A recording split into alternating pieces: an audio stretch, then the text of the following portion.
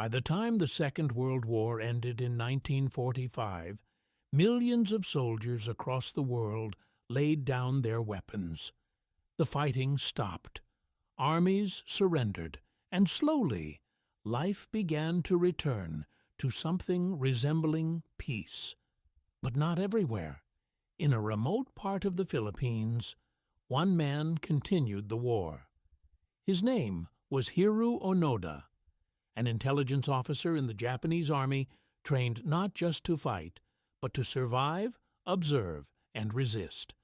In late 1944, Onoda was sent to Lubang Island. His orders were clear: disrupt enemy operations, gather intelligence, and most importantly, do not surrender. That last order would define the next 29 years of his life.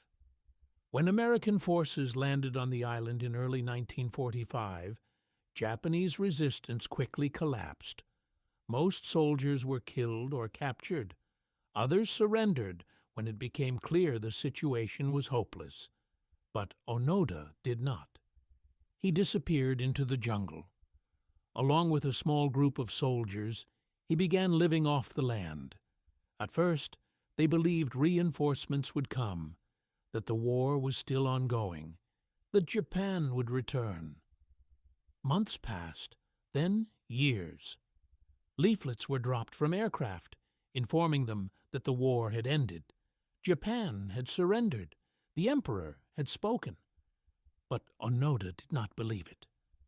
To him it looked like a trick, enemy propaganda designed to lure him out, to capture him, to end his mission. He had been trained for this, to resist deception, to question everything. So, he stayed. Over time, his group became smaller. One soldier surrendered, another was killed. Eventually, only a few remained. They survived by adapting, stealing rice from local farms, living in the jungle, avoiding contact. Whenever they encountered villagers or patrols, they attacked, because in their minds the war was still ongoing. Years turned into decades. In Japan, the world had completely changed. Cities had been rebuilt. A new generation had grown up without war. But in the jungle, none of that existed. For Onoda, time had stopped in 1945. In 1959, he was officially declared dead. But he wasn't. He was still there, still armed, still waiting, still following orders. By the early 1970s, only Onoda remained, alone, almost 30 years after the war had ended. Eventually, a Japanese traveler named Norio Suzuki decided to search for him, not as part of a military mission, but out of curiosity. He went to the Philippines, entered the jungle, and somehow he found him. When Suzuki spoke to Onoda, he explained the truth. The war was over. Japan had surrendered decades ago.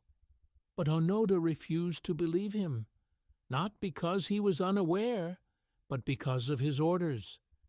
He had been told never to surrender. And to him, that order still stood. He said he would only lay down his arms if his commanding officer gave the order personally. It sounded impossible. But Suzuki returned to Japan and found Onoda's former commander, Major Yoshimi Taniguchi. In 1974, almost 29 years after the war ended, they returned to the island together. Taniguchi met Onoda in the jungle and formally relieved him of duty.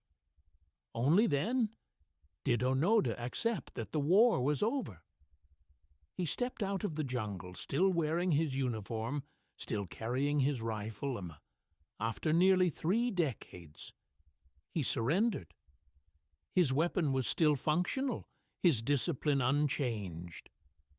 To the outside world, it seemed unbelievable.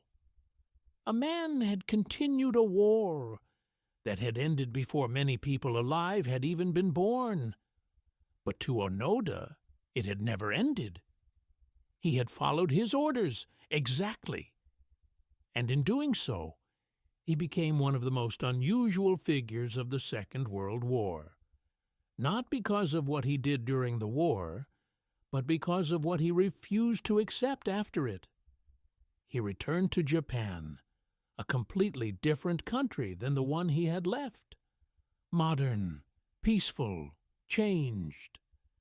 But his story remained. A reminder of how powerful belief, training, and duty can be.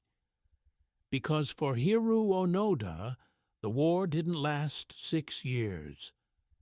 It lasted almost 30.